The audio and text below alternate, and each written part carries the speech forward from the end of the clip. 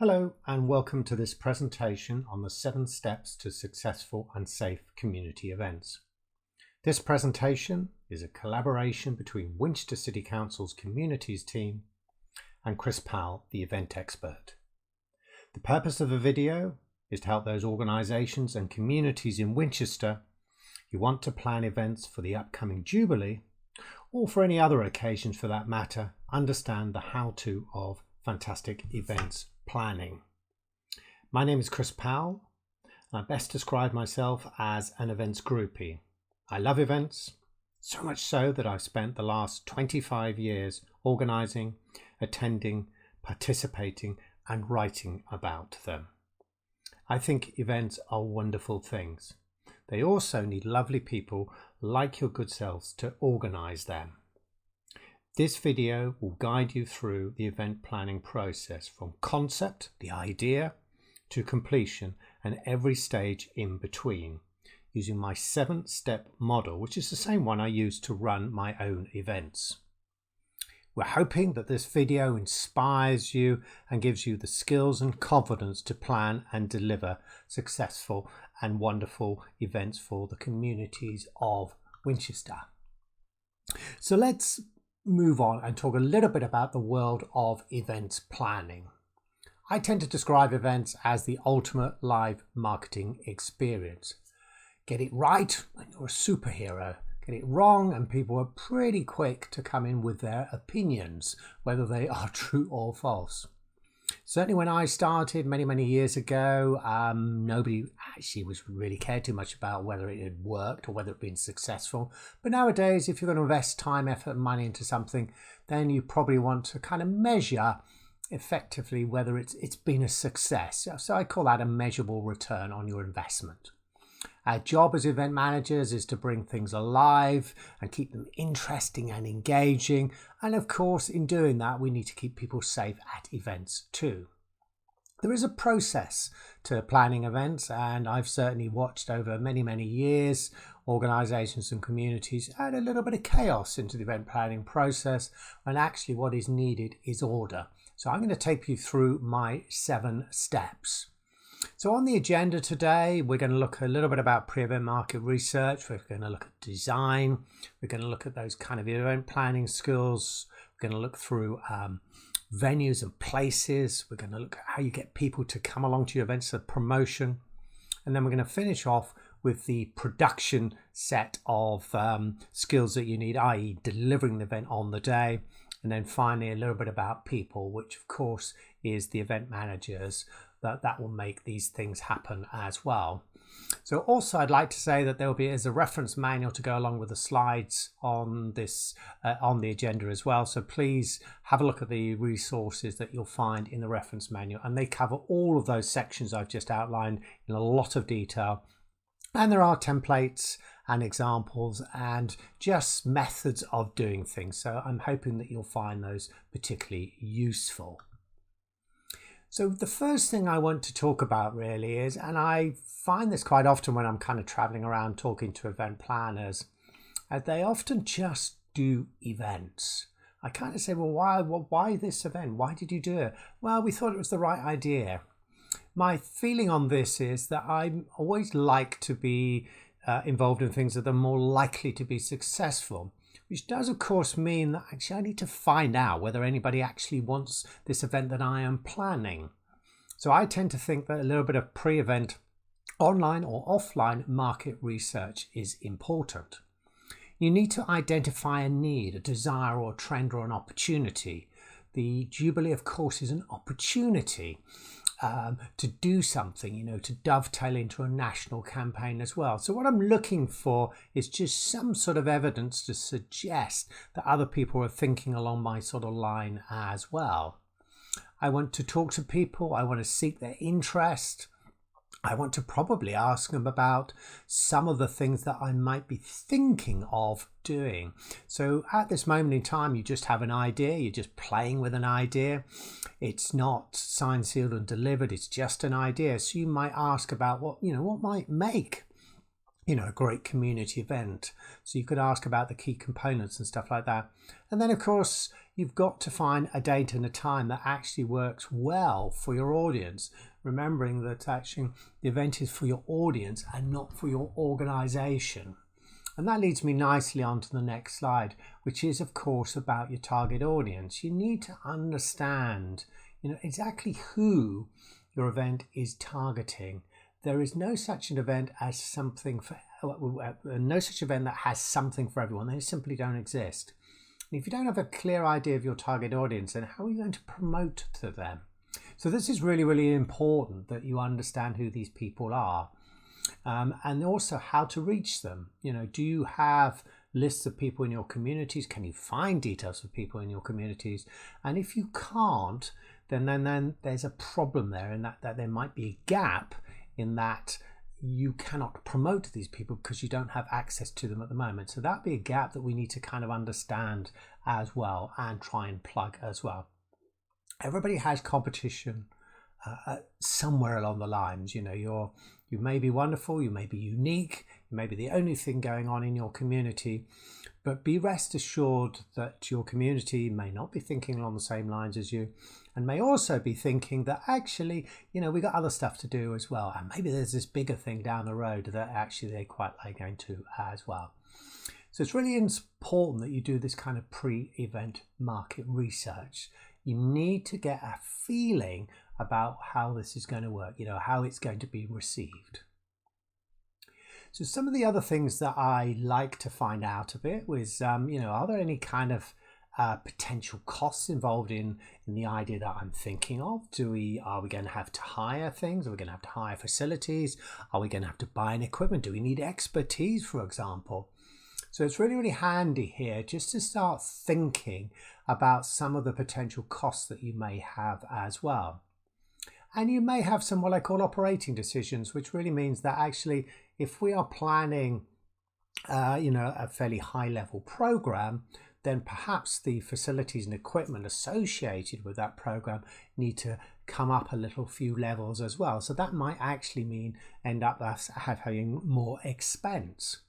And then of course there might be some minimum safety standards you have to meet. So you have to have, this set of toilets, you have to have this fencing, you have to have security and those sorts of things as well. And these might be just minimum sets of standards that you need to meet, so therefore have a cost implication as well.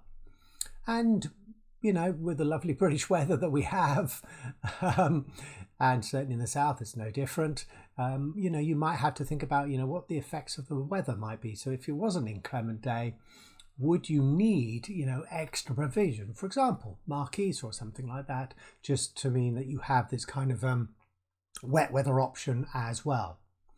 So ultimately, what we're looking for is what I call a good fit with the interests of your community. So with interest of those communities in Winchester.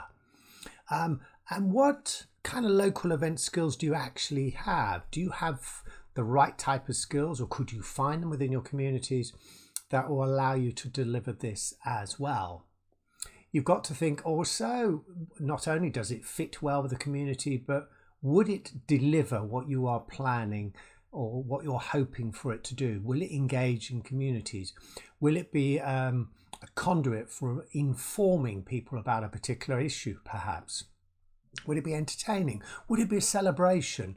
So you've got not only to think about whether it's a good fit, but you've also got to understand, will it actually deliver on that promise that you are thinking that your event might be able to do as well?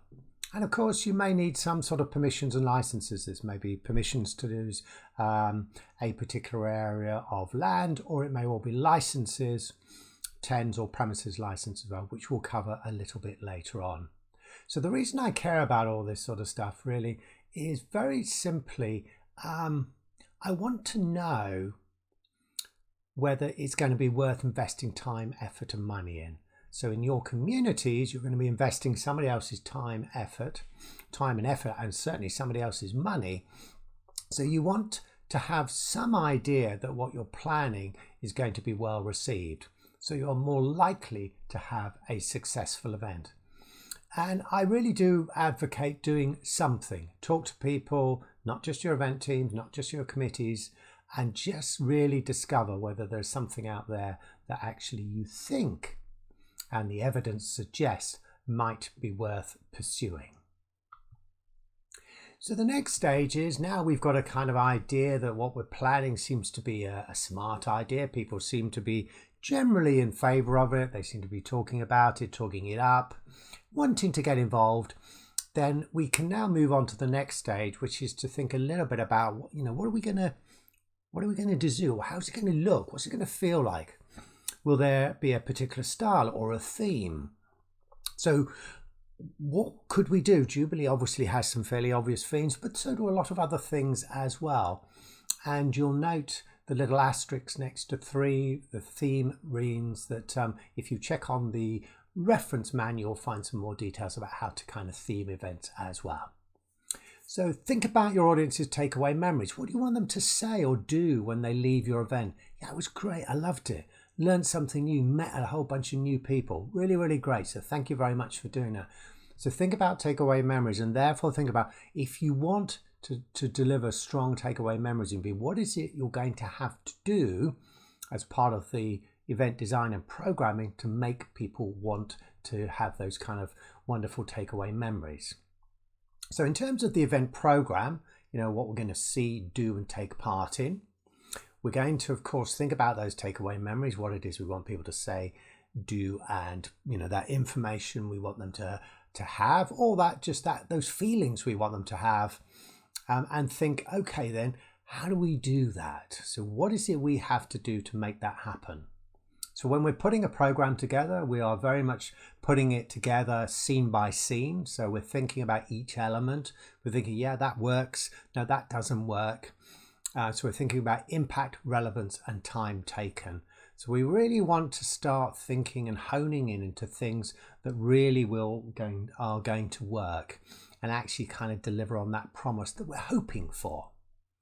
Of course, this is all about being kind of audience-led and inspired. So it's really, really important that we understand, what our audience or who our audience are and what they want to get out of our event as well. So we need to focus in on what they want, and it's not about you.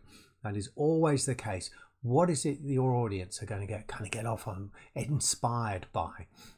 So think very, very carefully about them. Okay. So the next element is when we are starting to think about event design, and you'll find a whole section on event design in the reference manual where I kind of go through lots of different things that you can actually include in your program. Then what are we thinking about? Well, we might want to think whether there's a theme. So some of the upcoming events will have a fairly obvious theme, and you've just got to decide whether you go for it or you don't have a theme.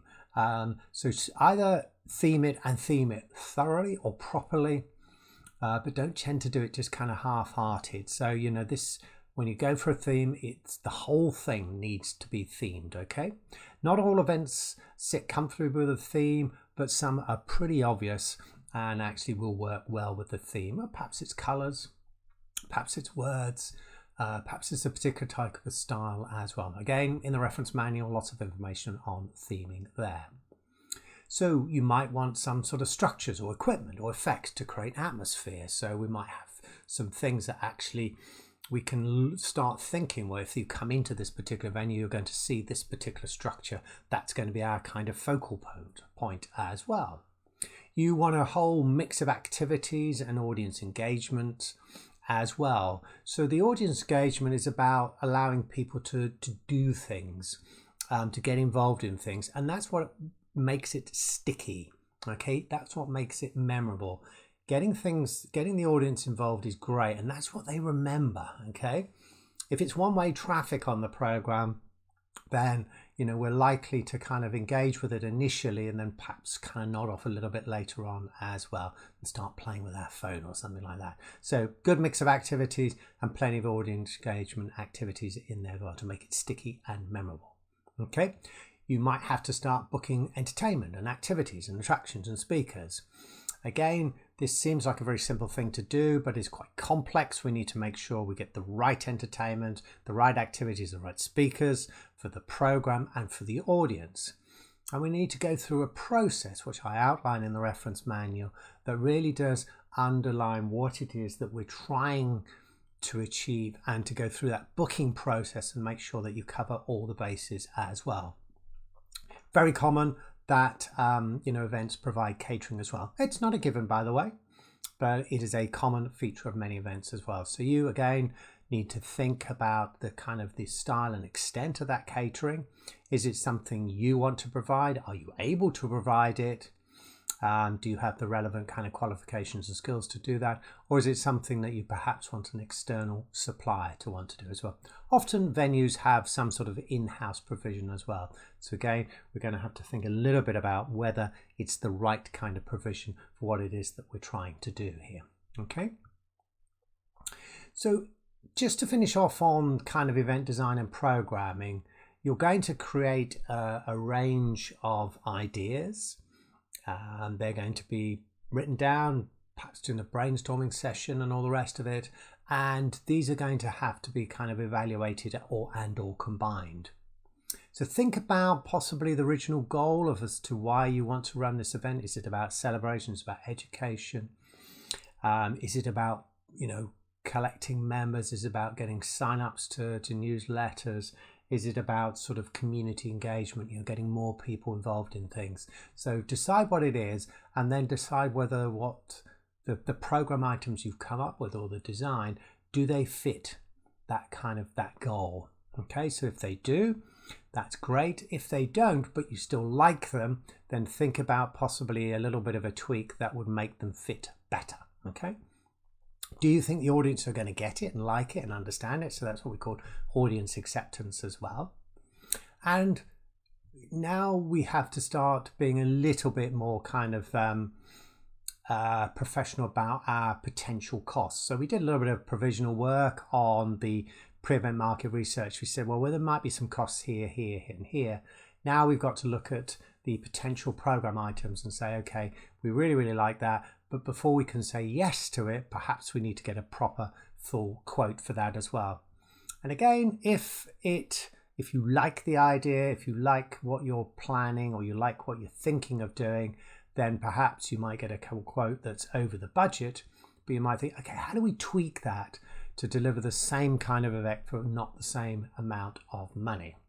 And of course, this ultimately comes down to you and your event planning team. Do you have the skills, the operational skills to deliver this event? Okay, so we've talked about goals, we've talked about audience acceptance, talked about money and operational skills as well. So ultimately we're finding, or we're searching and trying to find a whole bunch of ideas that kind of resonates and inspires everyone. This is about your event planning team, committee, really backing these ideas and think, yeah, no, this is really good. We need to pursue this. And they want to be inspired by it. They want to be excited. They want to get involved in it. So when you start putting your planning teams together, actually you have a bunch of ideas that people really can engage with and want to take forward, because actually you need energy to take these things forward. And so that's incredibly important as well. So you will start to gather a nice little list of things there, and then this will be all about kind of finalizing that program, agreeing it and thinking, okay, so this is what it's going to look with. So we're going to list the items, we're going to think about how long they might take, we might think about whether they're going to take this amount of time to set up, so there's setup requirements. We might think about the order of which we actually deliver these this program items or these pre-program activities as well. I would thoroughly recommend that you kind of test it, put it in front of a few people, see what they think, see what sort of comments you get, modify it, and ultimately we're going to commit it to print. Or if we're not committing it to print, we're going to commit it to the plan, and in the next stage we're going to start putting the whole thing together and working out how we actually plan and make this thing happen. So just to finish off on this stage, on stage 2 as I call it, event design and programming, then I would thoroughly recommend that you create what I call an event brief. So a sheet of A4 really, which has some background information about what it is you're trying to do, how the process has come around. You would start clearly identifying the target audience and suggesting to me, this is the people that we are trying to attract, okay? because that's incredibly important. You really do understand your target audience as well. What might be its principal purpose? What's its why? You'd put in there some outline design ideas and some outline design timetables as well. So think about what it is that you're trying to do and when you might want to try and do it as well. Are there any must-happens in there? So do we have the chairman of this particular organization? Do we have some presentations?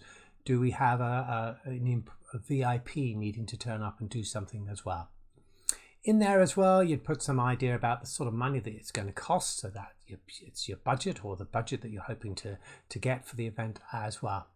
And you might want to do something like, as we do in kind of the project management world, and bear in mind the events are projects, is you might want to have some success criteria as well. So what would be a success? What would you think will be a success of that particular community event as well?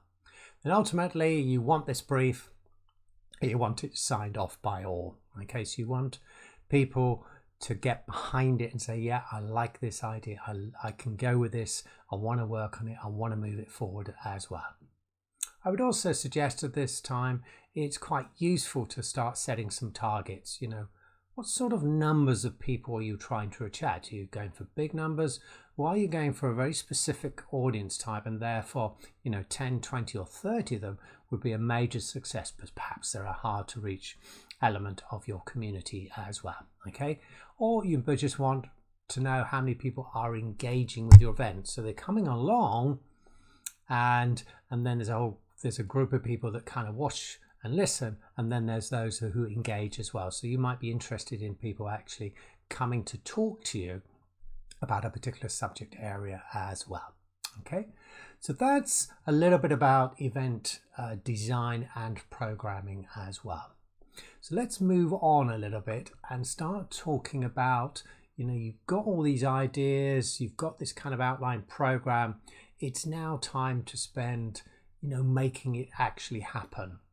And the vast majority of my event planning life is simply around about planning events. Actual doing events on event days quite small, but planning events is where most of my life, or my working life for sure, is spent.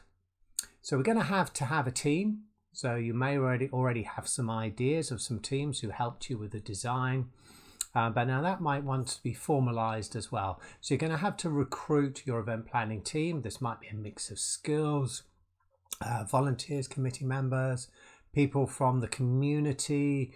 There may well be people with a particular skill set in your community as well. So what we're trying to do is to kind of recruit, or coerce, gently of course, to get people onto this event planning team. And once we've got them on, then we would be looking for, ideally, giving people some sort of roles and responsibilities. So we need to understand a little bit about where their kind of expertise lies, and then we want to start giving them some roles and responsibilities as well. We would also, and going back to our kind of original thoughts on the event design, would be thinking about any kind of infrastructure, equipment, marquees, tents, toilets, those sorts of things as well, stages perhaps that we might want as well. We may also need some sort of expertise as well, so we may have to hire in a particular skill set or person that is going to be required to make this actually event happen as well. Okay, and of course we need to start thinking about the actual costs. So we've possibly had some estimates, we've got some wish lists. Now it's time to go away, get some formal quotes and get some estimates back as well. We would be thinking about perhaps contractors as well, and I'm a big fan of selecting what I call competent contractors. Again, there's a nice list in the reference manual that will itemize and tell you what to look for in a competent contractor. In other words, somebody who knows what they're doing, they have the skill sets, they have the qualifications, they have the insurance, have all those sorts of things as well, which makes them competent as well. They of course have the right experience as well. We are now going to start having to agree the budget and some sort of financial strategy as well. We've got some actual costs.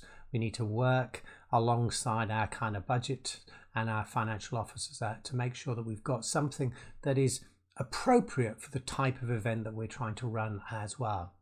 And it may well, of course, be that costs come in a little bit too high, And actually currently we can't run the event in the way that we would like to.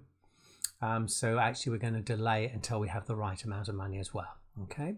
So it's quite key that, if you're planning on a certain type of event, that actually it has the right kind of financial support behind it as well. You'll need some sort of financial strategy. So are you just going to spend the budget? Are you happy to make a loss? Is it maybe a loss leader event? So you're happy to invest on the basis that actually on this particular occasion, we're happy to take a loss because the greater benefit will be seen further down the line. And of course, there's nothing wrong with community events making a profit either. Or of course, you just may want to go for kind of standard of break even. So we're going to spend this amount of money and we're going to look to have an income that matches that as well. I also would advocate, now you've got a much better idea what your event's going to look like, is that you have a very clear idea about your insurance policies. What do they cover and what do they don't cover? This is really, really important. Please talk to your insurers. I would advocate doing that at least once a year about the event you're running, just so you are absolutely confident you know what your insurance policy covers.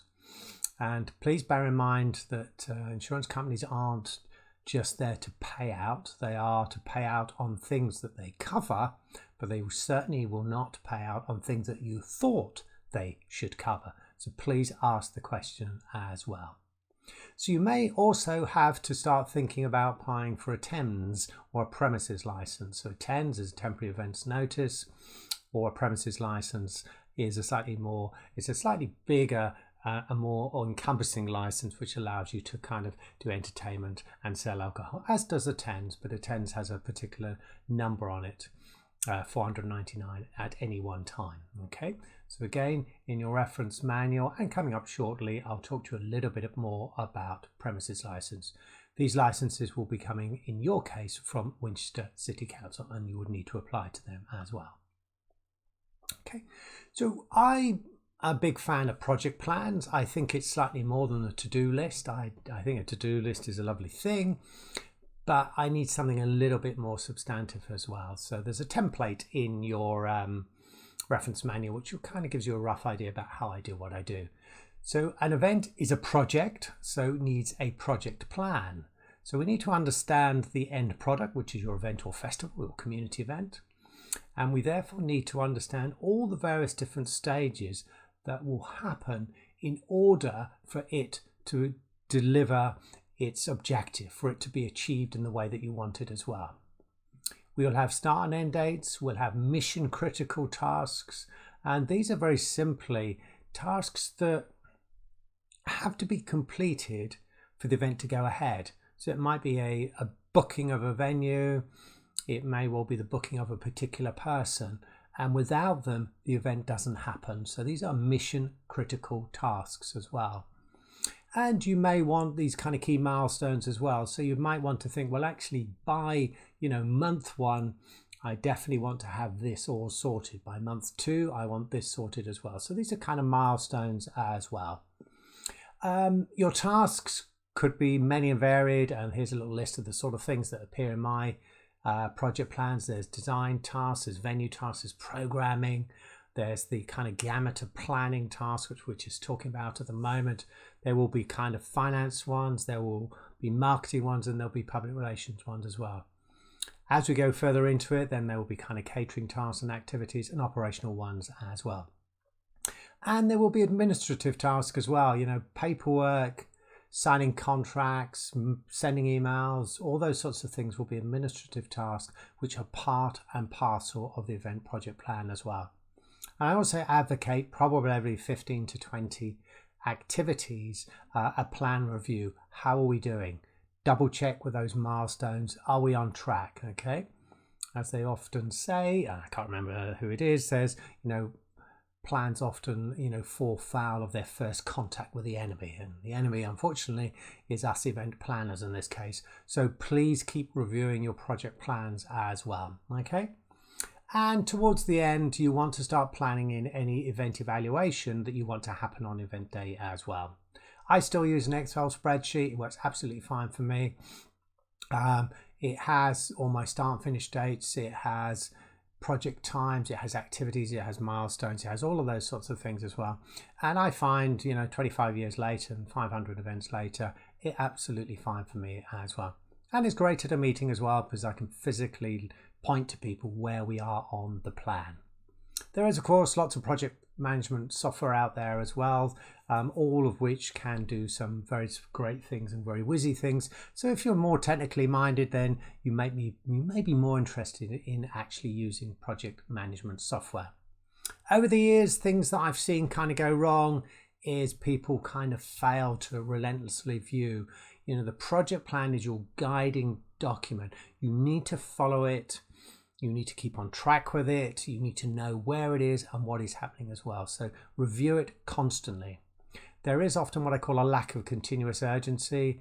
People are thinking, the event's 3 months out. We don't need to worry. We're all fine. We're getting it sorted. It's absolutely fine. And of course, one of the routine failure for a lot of event managers, and I've fallen foul of it myself, is that I haven't got the correct detail. I haven't asked enough questions. How does this work? How will it happen? And that is our life, isn't it? How does this work? Where does it arrive to? How big is it? What does it need? All of those sorts of things are incredibly important in our lives. Okay. I mentioned a few moments about competent contractors, and I love a competent contractor. So they have a competence and experience. Okay. So when I start talking to them, I start to feel the warm and fuzzy, so to speak, because I'm thinking, yeah, you get it. You understand it. You have those policies in place. You have appropriate qualifications, you have training, you have experience, and you have the right kind of experience for my type of event as well. Call me a bit old school, but I quite like the idea that I can, company has a name, it has an address, I've got contact details which I can find and easily access, probably have a website as well. All of this again gives me a little bit of confidence that this company actually exists as well. I like for brand new contractors to check out a couple of references for events like ours, for like the event that you're trying to run in your community. Okay, I'm not interested in people who've done something, in the world of football where actually I'm looking for a fete or a fair, experience. So I want relevant experience to the events I want to run as well. They need all the gamut of insurance policies. That's really, really important. I just need to see them. I need to see the certificates, and I don't need people telling me, the policy is just about to update, so I'll send it when it comes through. No, send it to me now so I know you've got it, and you can send the updated version to me when it comes through as well. You may want to see an example of a risk assessment that they've done for a similar event. Again, that gives me an idea about how they do what they do as well. And if they're providing advice, then they may want to have professional indemnity insurance as well. Okay, so the contractors you want to work with complete the checklist. If they have a problem completing the checklist, then I suggest you don't use them. Any worthwhile, competent contractor in the events industry understands that this is how it works. The problem they often come across is that a lot of people simply don't ask. And it comes as a bit of a surprise when they have to kind of, dig up certificates and stuff like that as well. Okay, so contractors who complete the process then can offer their services to you. Okay, and once we've got that sorted, then you absolutely need some sort of contract with them as well. You need to know where your legal responsibilities start and end. That's incredibly important. I want to look a little bit about event safety planning. So this is not only about, creating a wonderful event, this is also about delivering something that is safe as well. So event organizers, which I'm sure most of you know, have a legal duty to protect the health, safety and welfare of staff, volunteers, attendees and service providers. That is the law. Okay, your contractors, your service providers have similar duties as well. So they can't just get away with it and say, well, I was at this event and this went wrong. No, they too have to, abide by the law and deliver their service in a particular way as well. In 1999, we were required to undertake risk assessments.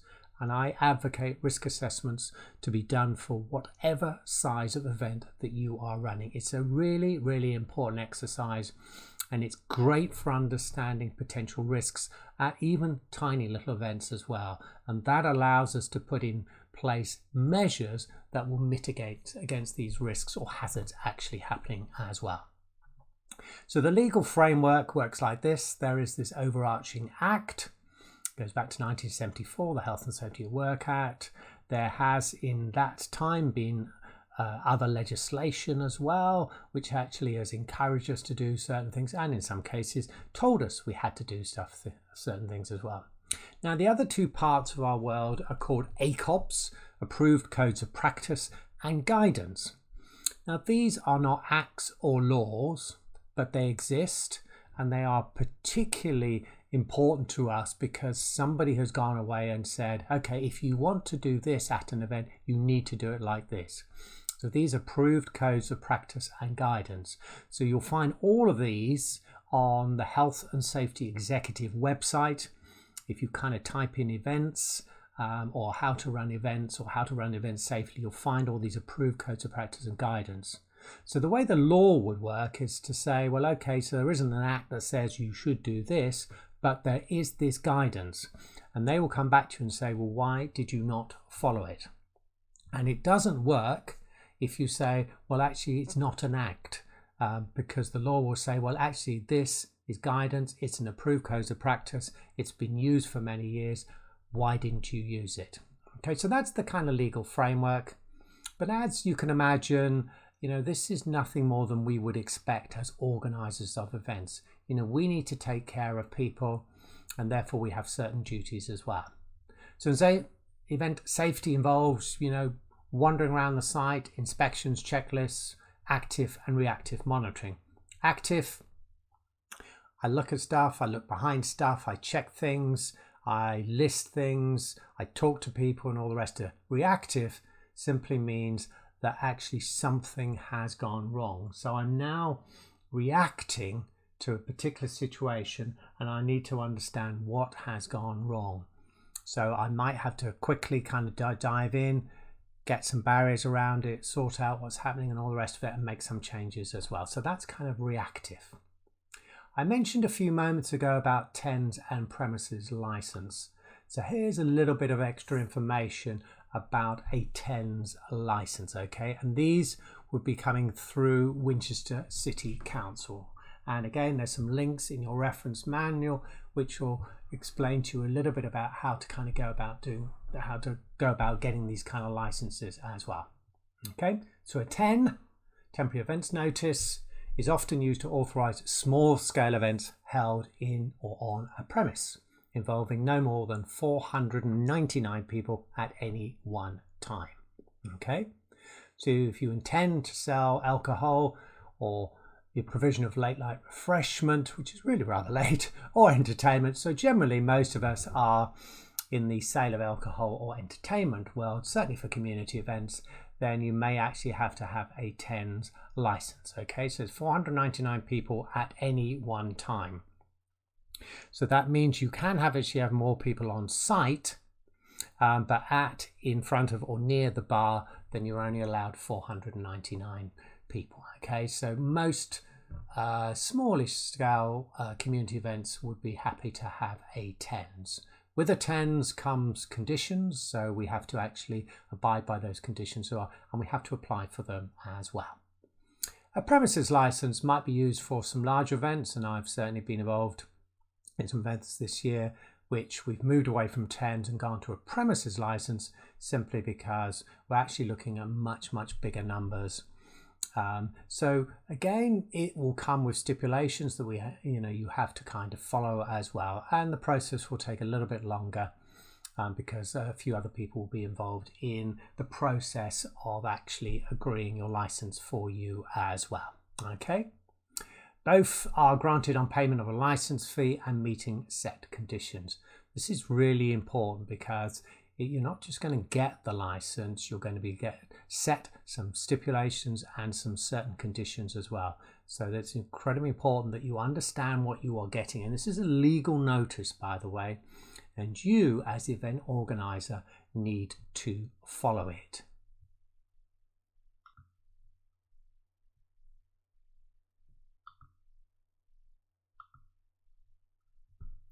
So I've just been talking about event planning. So just to recap very briefly, the first thing we talked about was purpose. So I suggested doing a bit of pre-event market research just to get a kind of flavor for where people were at. We then talked about designing and programming events. So talked a little bit about some of the design principles and about booking, entertainment, catering, date setting, and those sorts of things as well. And we finished off that little section with talking about event briefs and how important they are as well. We've just done a little bit of work on event project plans. We've talked about budgets. We've talked about your event team. And we've also now talked about licenses, contractors, and safety planning. So the next thing I want to talk to you is about places. So event spaces, event venues. We need or will undoubtedly have to find a venue in our communities.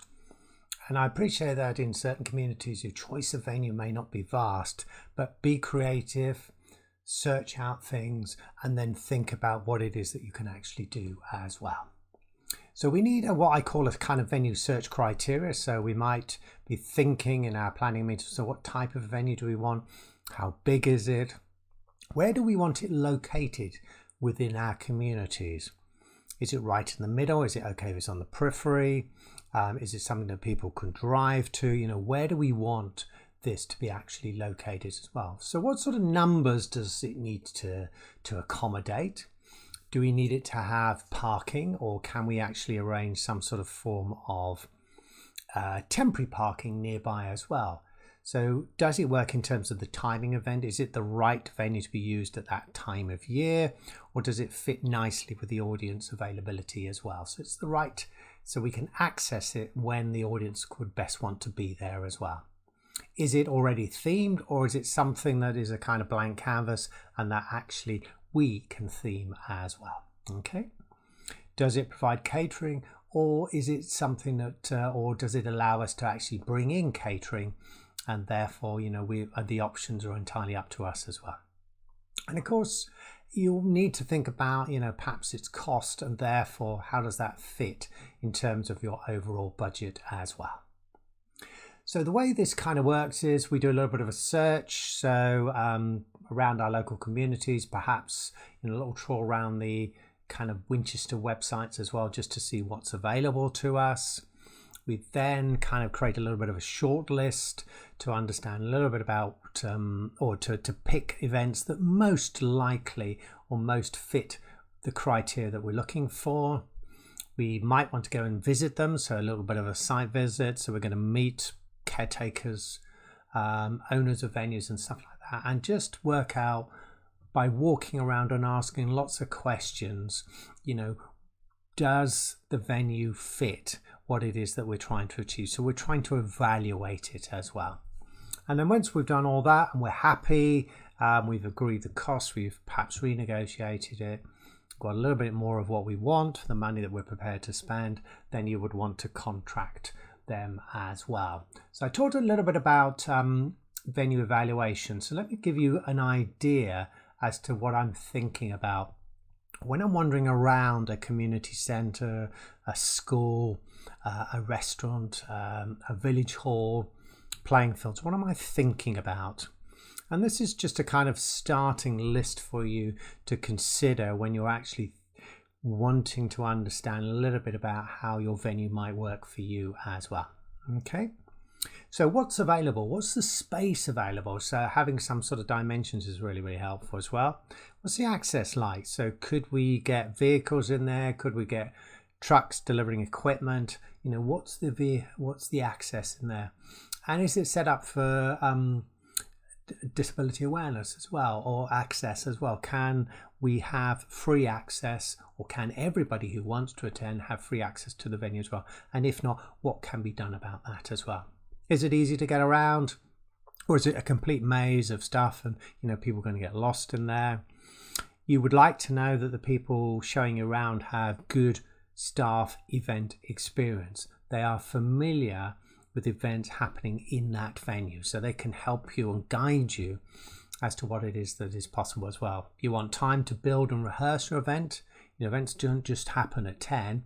A number of hours beforehand, we've built it. Perhaps we need to run some kind of rehearsals on key things as well. So we need time to do that as well. And will the venue allow us to do that as well? Do we have access to any kind of catering? Does the venue provide any catering? And is it the right sort of thing that you actually want as well? And is it provided in a manner or in a way that actually is reminiscent or it fits comfortably with the type of event that you're trying to plan as well? Are there any different options in terms of site layout options? Can we move things around? Can the stage be picked up and moved? Are there just options in terms of the way that we set up the site as well? Will there be any other visitors or guests on site as well? Because that's quite important. Is there going to be any kind of clashes of audience as well? So it may well be very favorable or may well be two very different audiences that perhaps don't sit very comfortably together as well. Can we have power? Can we get access it, or do we have to bring it on as well? And of course, it's nice to know if anybody's planning to do any actual works at the venue during the time that you want to run your events as well. Can they lend you some equipment? What's the topography like? So if we're outdoors, for example, looking at a kind of playing field or a greenfield site or a park, what's the topography like? What's the uppy downy like, as I might call it? Because actually, when I talk about the weather, the topography might be affected by the weather. So certain areas perhaps are wetter and muddier than others because they kind of slope as well. So that all really matters to me as well. Nice to have some sort of floor plans with exact signs and dimensions on them as well. That's really good as well. Sizes and dimensions, I should say. And likewise with the overall, a floor plan or plan of the park is really important to me. So I can kind of go back to the office and visualize it as well. Where's its location in terms of your community? Does it kind of work? Will it fit? Can people get to it easily? Is it well serviced? Does it have any car parking? Do any buses go anywhere near it as well? So is there any kind of public transport options as well? All of these things are starting to kind of go through my head as to determine whether this particular venue is going to work for us as well. Are there any on-site communication? So this is kind of for the larger venues, perhaps for a big secondary school.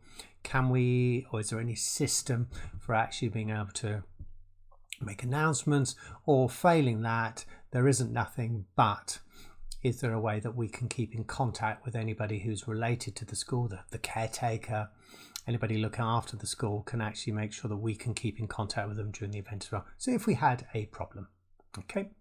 We often need access to water at events, particularly outdoor events. And nowadays, Wi-Fi is kind of part and parcel of a lot of things that we do as well. And some cases, if you've got 100 people kind of going on the Wi-Fi at the same time, it simply may not work as well. But if Wi-Fi is not necessarily a big issue for you, then you probably don't need to have to put in any extra pavilion as well. And of course, the toilets are something that events organisers are very familiar with, and the opportunities and problems that they often present as well. So it's really important that if you've got biggish numbers of people attending, then you have a sufficient number of toilets for them to access as well. Okay. So the next thing I want to talk about is, so you've contracted your venue, you're happy with it, then I thoroughly recommend drawing up some sort of site plan as well. And this doesn't have to be done on a computer. This can be done by hand, and I've certainly in my early days that's what I used to do. And it really is a visual representation of how you're going to set up your event as well. So my thinking about these things is, create a site that feels comfortably full with room to move, and then that will feel vibrant and alive. So bring some things together, move some things apart, okay? But please don't spread things out, to the periphery of the park if you want to create atmosphere. Bringing things together will create those little corridors between things as well, and that will actually create a little bit more activity or atmosphere as well, okay? But again, this is about being comfortably full, and certainly in these current times, then just allowing people the space to move around as well, okay? So you might want to think when you're putting your site plan together to make sure that everybody can be easily evacuated. So your fire doors are free, they're not impeded in any way by a stall or a stand or a catering unit. And you would also want to consider what your event occupant capacity is. How many people are you allowed in that building or that space or that fenced area at any one time as well? You want to create a plan where people can see entertainment, they can enjoy it, they can listen to it, they can hear it.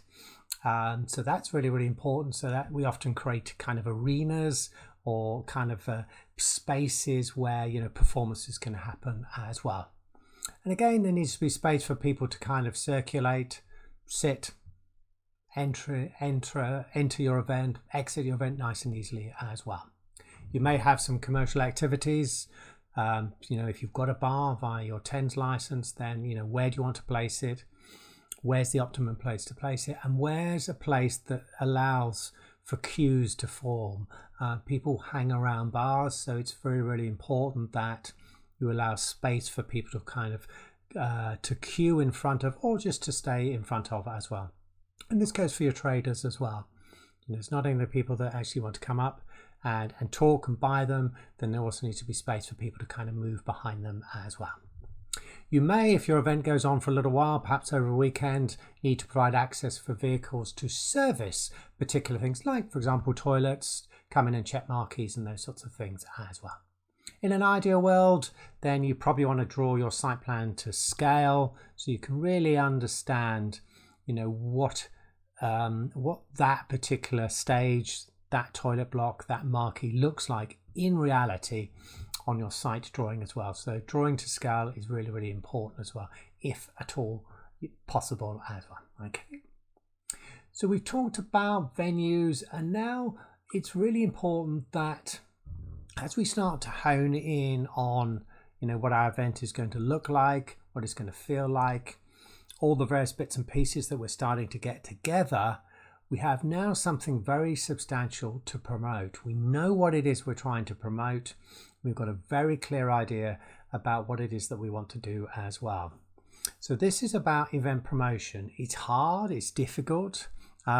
You're promoting to busy people often. You're promoting into a really, really noisy world. There's so much going on at the moment. So this is really, really hard. You know, bashing out the odd email is not going to work these days. So think about your target audience. Remember, we talked about those in the early stages. You know, who are they? What do they do? Where do we find them? And think about the images, the messaging, the sort of things that they are going to want to hear from you, to know that you understand them and therefore understand the kind of trigger points that would actually get them interested in your event as well. So we want to give them compelling reasons why they should attend. It's no point just saying we've got 4 workshops. I mean, we have lots of stores. I don't know what the workshops are. So tell me what they are, why I need to attend. So give me some compelling reasons to attend your event as well. And these need to be right up the front of any kind of promotion to your audience as well. You would want to use a mix of on and offline promotional tools. Everybody seems to think that, you know, everything's about online promotion, which it is a very powerful medium, but we need to be careful that we don't rely entirely on an online promotion, perhaps a Facebook page, to promote our events, because actually ultimately you have no idea who's on your Facebook page. You have no idea whether they even know who you are or whether they even care who you are as well. So please just have a mix of promotional media that you use as well. And offline is still incredibly powerful for community events. Talking to people, doing talks, doing speeches, phoning people up, emailing people, you know, just if you do all of those sorts of things, particularly in certain communities, it's incredibly powerful, and it will be the thing that they say, oh yeah, I saw some stuff about that on a Facebook page, but now you've come to talk to us about it. You know, I think, oh, actually this sounds like a really great event. Okay. You need what I call a website or a web page at least. I describe websites or web landing pages as well, one-stop sales and conversion factory. You've got to remember, a lot of people simply won't email you and will not phone you up about an event. So they'll be looking to find you online. And that landing page, that website needs to have everything that they need to know about your event, and therefore the information they will need that will convert them from somebody who might be interested to somebody who is interested and wants to come. Okay, so your event promotion plan can be quite simple for a very small event, and for a very big festival then it will be multiple activities, multiple media, and you are literally going to have to turn up every day to do something. Okay, and for a large event there will be greater risk. You've got a much greater investment of time, effort and money, and therefore it's imperative that you at least put some time, effort and money behind event promotional plan. So you need some money, a budget attached to your event promotional plan as well. You will probably need a minimum of what we call 7 to 12 touches. I need to see 7 or 12 bits of information from you before I actually decide that actually this is something I want to do. Okay, so this is really, really hard by the work, but is entirely doable. But we have to commit time, effort and money to it as well. This is incredibly important. So I talked about event promotional plan. You might look at this and 9 steps, that sounds like a lot. But if you follow my drift on this, then hopefully you'll understand what it is that I'm trying to do when I put together an event promotional plan. My plans have 9 steps, and here they are. I set some numbers. How many people do I actually want to attend this event? So let's say, is it 100? Is it 200? Is it 500? Is it 1,000? Okay, it gives me something to aim for. I would do what I call a promotional audit. So I've identified previously my target audience, but I now need to double check that I can actually reach this audience. How do I get to them? So that's where if you just say, well, actually we just do online, but your online audience or your target audience, for example, may not be on Facebook. They may never use social media. So you might have to think, okay, so how do I get to these people? So I find them here. So I need to talk to that person, and we need to build a relationship and do perhaps some joint promotions as well. So we talked about your audience profile, so understand who they are. So this is really, really important here, because when we start putting the content together, the entertainment programs, the previews, videos, messages, etc., we need to make sure that we're using language, images, or sort of any kind of messages that would resonate with this type of audience. So if this audience is somebody you're not familiar with, then perhaps this is the time to seek some advice as to what works best for them as well. If you've got a website or a landing page, then you want calls to action, buttons that flash at you, say, buy now, register interest, and all that sort of stuff as well. And I tend to think that using, some sort of scarcity is really important as well. Actually, tickets are running out. We've only got 100 left. Please get involved. Get your ticket now. All those sorts of things. And the other thing you have to bear in mind is just because somebody's registered interest, perhaps said that they were going to come, that doesn't mean they're actually going to come. So one of the things that I quite like using is, even for free events, is using an online sort of registration process, something like Eventbrite, where people can register interest, which does mean that I can then send out what I call a stick campaign. So a stick campaign is very simply the campaign that reminds people who've signed up to an event that actually they have signed up and why they signed up in the first place as well. Okay, so a stick campaign is very good because, as I said, just because I've signed up simply doesn't mean I'm going to turn up. Then I'm looking at what I call my best fit media. So what best fits that audience? So is it email? How much it's going to cost? Is it websites? What is it? Okay, so that's my best fit for that, or best audience fit. You're going to need to add some effort or time or money into your promotional plans as well. As I said, the bigger event, the more money that you actually need to put into the promotional budget as well. In an ideal world, it is often 15 to 20% of the budget. So it's quite a hefty figure actually, but if you consider that this is important, that people actually turn up, and the only success of the event will be measured by how many people turn up, then you can understand that actually getting some money behind an event is really, really important in terms of promotional strategy as well. You write stuff, you write messages, you draft emails, you do all of those, and then you test it out, okay? Let people have a little read, and then you edit, okay? So make it sharper, make it punchier, make it full of active text, active words, all of those sorts of things as well. So this needs to read really, really well. And again, us event professionals who probably never set out to be copywriters find ourselves these days as copywriters as well. You might want to use some visuals in there, which I thoroughly recommend. You might want to use some videos as well, which I recommend as well.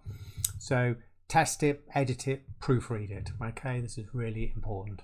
And even then, you'll probably find, a little typo somewhere along the line as well. But don't beat yourself up about that. That's kind of life. Put some timescales again to, I want this activity to go out on, the first day in June, this to go out on a week later.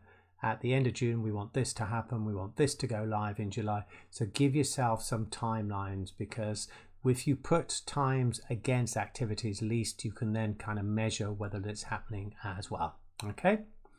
Once you've got your program up and running, then I thoroughly recommend that you implement it and monitor it. So you need to analyze which campaign delivers people.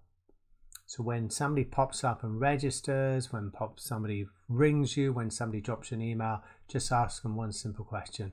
Thank you very much for your inquiry. Your tickets are on the way, but would you mind asking or telling me a little bit about how you found out about the event?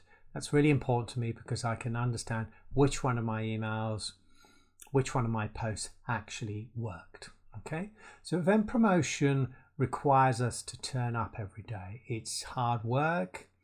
It requires us being fairly persistent, fairly determined, and fairly relentless. And please don't be frightened of joint relationships as well. Having other people help you promote to particular communities is a real plus. Okay. So we've talked about promotion. We've got people signing up. They're interested in our event. We're selling tickets. We're getting interest. Emails are coming in. Phone calls are coming in as well. We are now getting to the sharp end of our event, and it's time to deliver our event. Okay, stress levels are going up. There's not enough hours in the day, and you're kind of feeling the pressure of having to deliver an actual event. So we've been talking about it, we've been planning it, emailing, phone calls, and now we get to the sharp end, and it's now into the delivery time. So we now are looking for an event delivery team. So these are the guys that are going to be on site helping us set up and run the event. It may involve your event planning team, but it probably involves your event planning team plus a few other people as well. So we are now looking for a bigger team. We're going to try and recruit others to help us as well. So we might have to persuade, coerce, give chocolate, I don't know. But get other people involved in actually delivering the event, because you will need more people to help you deliver it than you actually need to plan it. Okay. So in that team, as we recruit them, again, we're probably going to look at their skill set and work out which ones of them or what sort of roles what sort of skills they have, and therefore give them a role as to on the event day as well. And then, of course, we need to brief them on the event day as well. Okay. So in terms of building an event, then you need to send out what I call joining in instructions, or in terms of kind of making sure that people arrive on site. Then great joining instructions I'm absolutely very, very interested in, and I love great joining instructions, because it's really important to me that I get absolutely all the information I need in order to arrive on site, arrive at the right location with the right stuff, and meet the right people as well. You are going to be now talking to your contractors on a weekly basis, really understanding what it is they're going to provide, what are they contracted to provide, how is it going to work on event day. Do they have any expectations of you, by the way? Do they think that you're going to open this gate, create this area, fence off this area, all those sorts of things as well? So, what is it they expect from you? And what do you expect from them? Okay. Think about your public opening times. So if we're going to be open at, midday, for example, on a Saturday, how long do you think it's going to take for you to get set up in order to be open and ready to receive your public at 12? Okay, the reality of course is that we're often partially open by 12 and we're still running around trying to do stuff. So I tend to advocate, trying to be ready at least an hour before your public are supposed to due to arrive. Of course, this very seldom happens, but I might be actually up, ready, sorted half an hour before the public, which then means that I've got time to walk the site, brief my staff, tell people about the event, and just kind of get just a few moments to make sure actually everything is in place. If you've got any procedures in place for checking tickets, then you need to understand what they are, will they work, how are they going to work, and how many people might you need on that operation, and when might be the peak kind of flows in terms of people arriving as well. So on event day, we've got what we call build contractors coming in to take care of stuff, and we have our event day team also probably helping to build the event as well, and or helping the contractors build the event as well. Okay, we will start to see activities relating to our program, so we're going to have to manage the setup of these program activities, and risk assessment, which I'll talk to you about in a moment, may have indicated that there are certain things that we need to do during this build phase as well. So we might have to consult our risk assessment in relation to perhaps one of the contractors who's going to bring, let's say, a big truck onto a playing field site, which is routinely used for dog walkers and football and things like that. And the risk assessment said that's absolutely fine, but the truck can only come on with a steward escort and its hazard lights on as well. So that might be that's what I mean by kind of risk assessment requirements as well. Your event day teams are going to be gathering and helping and doing all this sort of stuff as well. So that's why I quite like making sure that we are open and operational long before we advertise that we open, so I can spend time briefing and talking to my event day staff as well, just making sure that they are happy and understanding of what it is that they're trying to do as well. Okay, and then we'll do an event operational plan as well. So I'm going to talk to you about an operational plan in a second, but I've mentioned the word risk assessment, so I just want to talk you through the process of putting together an event risk assessment. Again, you can see the little asterisks there, so you can see that there will be some more information in the reference manual about risk assessments as well, including a template as well. So risk assessment, the law says, a careful, suitable and sufficient examination of what at your event could cause harm, and it needs to be completed by a competent person. So if you've run events before, you are that competent person. If you've never run an event before, then you are probably not competent enough to write a risk assessment, so you would probably have to find somebody else to do that for you as well. A few little definitions for you. A hazard is anything which has the potential to cause harm to people. We, in a very rudimentary fashion, can just rate them as high, medium or low. It's a hazard that causes injury, it might be a broken bone, or hazard to health might be noise. Okay, so they can be upset, you can have strains and prains, you could have cuts and bruises, you could have trips, you can have all those sorts of things as well. So these are things that could cause injury. The next thing we need to consider is, well, could this happen at our event? So the likelihood, the risk that harm from this hazard is realized at the event, and the extent of.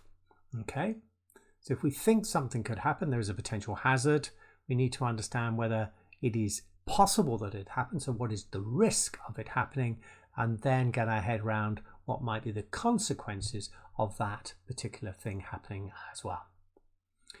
Here we kind of revert back to the Management Health and Safety Work Regs in 1999, which said we needed to do risk assessment.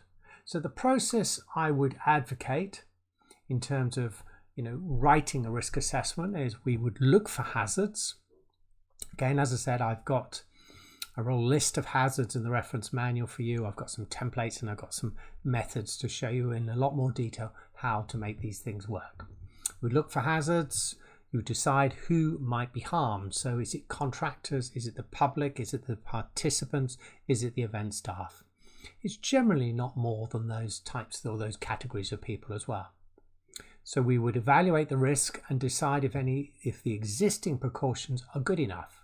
So perhaps there's already great things in place, so the risk is quite low. So if the risk is quite low, then we would write that down. So what are the things that are already in place? If, however, in writing down what's already in place, we think actually this is not good enough, then we would want to put in further precautions or measures, as you might say, to help reduce the risk. Okay, so we'd write that down, and hopefully we take a high risk activity and turn it into a low risk. Okay, and then of course we should feel a lot more confident about actually running the event as well in this particular way that we want to. Okay. The other thing I would suggest is that you have some sort of person who's responsible for making this happen as well. So that's often the event manager, but it might be some stewards, it might be your safety manager, it might be your contractors involved, it may well be other people as well. Okay, so our name often does appear quite a lot on risk assessments, but there are also other people on site as well who might be able to take in responsibilities as well. We will do, as I previously mentioned, what I call active and reactive monitoring. So we've got all these wonderful risk assessments in place. We now need to follow them, okay? So we put in place the various measures that we've suggested we would do to ensure that the risk assessment is going to happen in the way we want to do it, and it's going to happen on the ground as well. So we actively monitor, we check, we inspect, we do all those sorts of things, but just occasionally things happen and we might have to react to a particular situation. Let's say there's a big downpour, one area gets particularly muddy and particularly slippy, so we decide that actually let's take that area out of action, let's put some kind of pin and tape around it, because actually we don't really want people climbing up that area because it's slippy and muddy, so we take it out. So we react to it as well. If you react to a particular situation, then I would recommend probably just writing down somewhere what it is that you've actually done as well. So in terms of risk assessments, they are definitely recorded, always reviewed and revised. They are never the same. Just because you run an annual event doesn't mean that last year's risk assessment is good enough for this year's. So we write them down, we review them, and we revise them. Something will always be different every year. I mentioned a few moments ago about event operational plans. So these are my kind of go-to plans on event day. And really what they allow me to do is to understand what is going to happen and when. Okay. So I describe them as a chronological, logical, scene by scene running order of everything that needs to happen. Okay. So my operational plans, sometimes called function sheets, are simply a word table, and they have time, location, contractor, person responsible, requirements. That's the 5 columns. Okay. I tend to put in there names of people. So if I know the driver of the marquee company who's going to be delivering the marquees, then I put that name down, and I would be asking for a mobile phone number as well. Okay. So other things that I need on event day, other than the operational plan, is I need team rotas and numbers, I need roles, and I need accreditation. Accreditation is very simply do some of your staff have access to certain parts of your events that others do not, for example. So unlikely necessarily in smaller scale community events, but for larger events then you might have what we call kind of access all area passes as well. Okay, other things I need, and this ties with my operational plan, estimated times of arrivals. So I need to know that the things that I've got in place are going to arrive in a timely fashion, that I can actually get them on site, in place and set up in time. And there may well be departures as well, things leaving site that I need to understand as well, okay, because I may have to make special provision for things to leave at certain times of events as well, okay.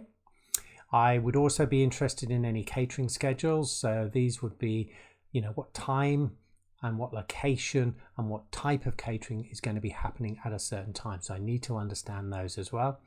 My tip on catering is if you've got a particular time for things to start or a particular sit down time, is then if you are running late for whatever reason, keep talking to your caterers.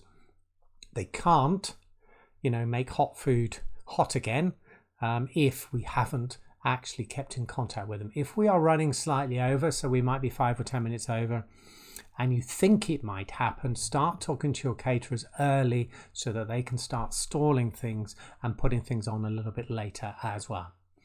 If you've got any contingency plans, that's good to know. What happens if this particular program item doesn't turn up? Is it of tremendous consequence? And if it is, what would you do if it didn't turn up? And any other contingencies, perhaps weather related ones, key things not turning up, operational ones, perhaps structural ones. Just think about the kind of what if scenarios. Okay, so we don't have to go in this is huge detail, but you do need to understand that events don't always happen 100% in the way that we want them to do. Things happen. People get delayed. They get stuck in traffic and they don't always make it as well. Okay, so just think about how you would manage those situations. The situation might be simply if somebody's delayed, then you rejig the program slightly so something else comes in beforehand and they then slot in when they arrive on site as well. The other things you're going to be doing is actually running your program of events to timetable. Okay, so we start at this time at 2 o'clock. We're going to do this at 3. We do this at 3:30, 4, 5. Okay, and the thing I'm particularly keen on is I love events that run to time. Okay, and to program. So our job as event managers is to push to make sure the program runs to times as well. Okay, so we want to make sure that the public opening is at 12 and our first advertised activity is at 12:30, is that we are bang on starting at 12:30. We've advertised at 12 o'clock open to the public, and we've said to the public that your first activity is 12:30, so let's get it on at 12:30. Any useful names and telephone numbers is really, really good. So make sure you've got them to hand so you can quickly call upon them if you needed to as well. If you've got any very important persons or special guests, then understand who they are, what they look like, and when they might turn up as well.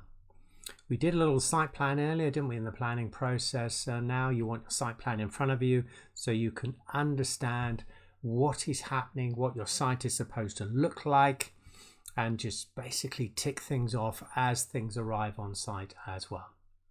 And that's really important because you can also do that in your event operational plan as well. So I would recommend the event operational plan is not only just for the event manager, but is also for somebody who's a kind of designated assistant as well. So that assistant can follow the operational plan, talking to me as event manager and saying, okay, what have we done? I can say we've done this, and this, and they can say, oh, just don't forget, actually this person hasn't arrived as well. And I go, okay, that's fantastic. Please give them a call.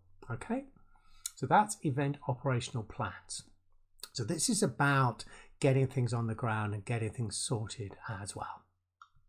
So we're getting towards the final stage of the process, and ultimately event management is about people. It's about you as event managers. It's about you, your team, and your audience as well. This is often kind of tricky stuff, running an event, so it requires a fairly strong degree of commitment, of determination, of planning skills, and being quite resourceful as well. So think about your event day team as your kind of internal team. These are the people you recognize, and then added to that where you might have some external team members, maybe contractors, volunteers, uniform groups, other groups that are helping you out on that particular day as well. And this is all part of your one big team, by the way. Okay, so this is really important. You kind of understand who they are, work with them, use your leadership skills to kind of motivate them as well. In terms of on-site roles, then I tend to like to, if I can, match people to talents. Some people are great in the car park, some are great at selling tickets, some are great at working behind the bar, some are great at selling programs, and some are just really organized, some are really techie as well. So I try to match people to talents, because that just allows people to get enthusiastic and interested in something that they know they can do. Okay, so you just get more out of them, so to speak. On event day, I'm looking to brief people. I want to chat to them. I want to make sure that they're happy. I want them to make sure they understand their site. And I would also recommend that, for your key members of staff, they are certainly sent an information pack, or a staff briefing pack, as I would call it, at least a week before the event as well, outlining the key things you want them to do, how you want them to behave, what you want them to wear, what sort of information do you want them to understand about the site, the program, and perhaps, what would they do in emergency situation as well. I tend to think that if you have this great staff attitude, which comes from the leader, by the way, which is us, then your audience will get a high quality experience as well. We are can-dos, we are smiley, we'll get stuck in. It's difficult, it's not easy at times, but ultimately this is about delivering a great audience experience, and that is all down to, us, our teams, and those people helping out as well on the day. So in terms of your role on event day, then I tend to think it's kind of twofold. The first one is to manage the practicalities of running the event to program. So we understand this bit really confidently, because we've been looking at it, we've been putting it together, we've been making it happen. So we really do understand this bit quite well. The slightly trickier bit is where our kind of leadership skills get tested, are managing the various event teams that are helping me, helping you, helping your communities run the events as well. Okay, so there's a little bit about, really thinking hard about who you want in your internal, external teams. And then there's all about making sure that people are briefed, they've got jobs that they understand how to do them, they have a talent for them, we have and encourage a great staff attitude, and we as event managers understand that our leadership skills are really, really important here as well. So we are getting towards the end of this video. So we've gone through the 7 stages. We've gone from concept to completion. We've gone through the process of designing and planning and promoting an event. So events are absolutely 100% live. Okay, so I also kind of like the idea that sometimes, if I was in a theatre, then I would rehearse until I get it right. Unfortunately, in the live event worlds, I get very little rehearsal time. So I get planning time and thinking time, and that is the thing that kind of keeps me on the edge, I guess, a little bit, because this is live. I don't often see everything that I've planned at an event until it actually happens on event day as well. So I spend a lot of time trying to get this right. Events are undoubtedly unique. They are definitely complex. A lot of people who attend events simply have no idea the complex and difficult nature of putting on planning an event as well. We need to be innovative. We need to keep pushing at the boundaries to make sure that we keep delivering an event that people actually want. And of course, over time, some of your traditional community events will have a shelf life. They will be no longer relevant and they will need an update as well. So we have to be very careful, particularly in the world of community events, is that we don't get kind of trapped into the thinking that just because it happens every year, it has to happen every year. So part of your process, the planning process, must be to review each event and to work out whether it's still the success that it used to be. And if it isn't, understand why. And that might mean being a little bit more creative, a bit more innovative, or ultimately saying, actually, this doesn't work anymore, so we need to do something else as well.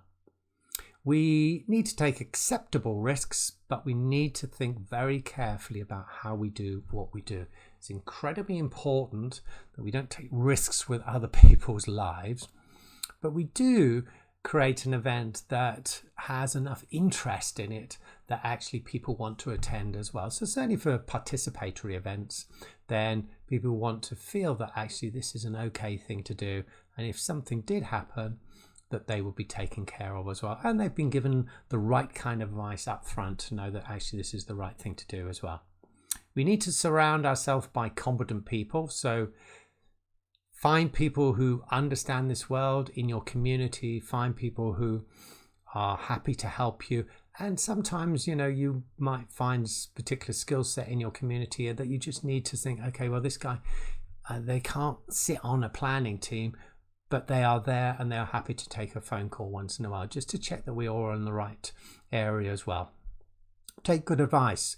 Magic words in my world are please and thank you. So I am never short of asking people advice on certain things. I've been doing events a very, very long time, but I still come across things every so often that I think, actually, no, I just need a bit of advice on that just to double check that I'm okay. And one of my stock phrases is, forgive me for being stupid, but I hope you don't mind me asking this.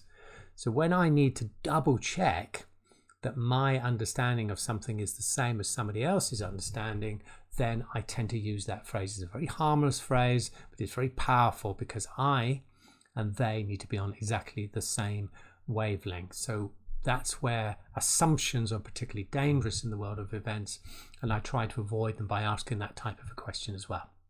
So back to Winchester. If you need any help, then the communities team on the events front are there to help you as well, and you can see their email address there as well. So please don't be reticent in asking for help as well. Okay.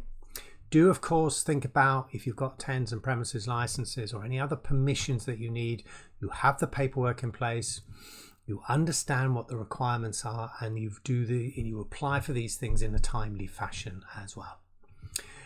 Once you've gone through this course, please review the slides, review the reference manual as well. And ultimately, we're going to have to practice events. Okay, so it's incredibly important that we look back at what we tried to learn in the last sort of hour and a half and just refresh our minds. Some of you might be what I call accidental or occasional event managers, so you're new to this or it's not the day job. Others who might be doing this for a little time, but you may have just picked up on a few things that have kind of resonated with you and thought, okay, now I need to just go back and check that we're doing this in the right way as well. Okay, so please look at the slides, look at the reference manual. And on that note, I'm just going to say thank you very much indeed for listening. I really do hope that you've got a good idea about how to turn an event idea, and put it into a kind of an event format and actually be able to deliver it on event day as well. So good advice. Put on those wonderful experiences for your communities. They love them, by the way. Good luck. And please, do have a fun time trying to put together your events. And for the final time, I wish you very good luck. And thank you very much indeed for listening.